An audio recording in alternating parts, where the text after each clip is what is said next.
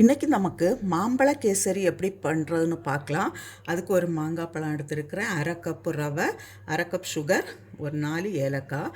ஏலக்காயும் சுகரையும் நான் மிக்சியில் பவுடர் பண்ணி எடுக்கிறேன். இதோ தோலெல்லாம் நீக்கிட்டு நமக்கு மிக்சியில் போட்டு இதுக்கு பல்ப் எடுக்கலாம். இப்போ செய்கிறதுக்கு ஸ்டார்ட் பண்ணலாம். இப்போ நான் கொஞ்சம் கீ விடுறேன். ரவையை இதில் ஃப்ரை பண்ணி எடுக்கலாம். இது வறுத்த ரவையாக இருந்தாலும் வறுக்காததுனால நம்ம கொஞ்சம் நேரம் ஃப்ரை பண்ணணும். இப்போ இந்த அரை கப்பு ரவைக்கு 1.5 கப்பு தண்ணி சேர்க்குறேன். நான் தண்ணி சுடு தண்ணி தான் சேர்க்குறேன். இதில் இப்போ அரைச்சி வச்சுருக்கிற மாங்காய் பழ பல்ப்பை போடலாம்.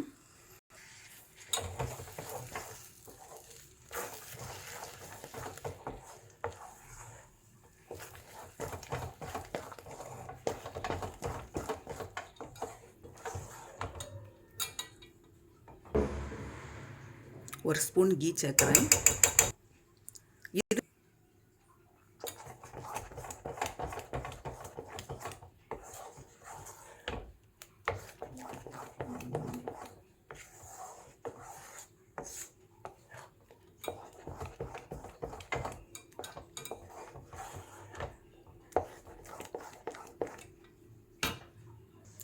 இப்போ ஒரு 10 போல் முந்திரி பருப்பு நமக்கு நெய்யில் ஃப்ரை பண்ணி சேர்க்கலாம்.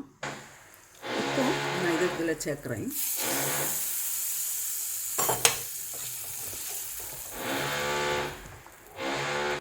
இது ஆயிடுச்சு. நான் இப்போ ஸ்டவ் ஆஃப் பண்ணுறேன். மாம்பழ கேசரி ரெடியாக இருக்குது. நீங்களும் இதே போல் செய்து பாருங்கள். செய்து பார்த்து உங்களுடைய கருத்துக்களை தெரிவிங்க. உங்களுக்கு இந்த சமையல் பிடிச்சிருக்குன்னா சப்ஸ்கிரைப் பண்ணுங்கள். உங்களுடைய ஃப்ரெண்ட்ஸுக்கெல்லாம் ஷேர் பண்ணுங்கள்.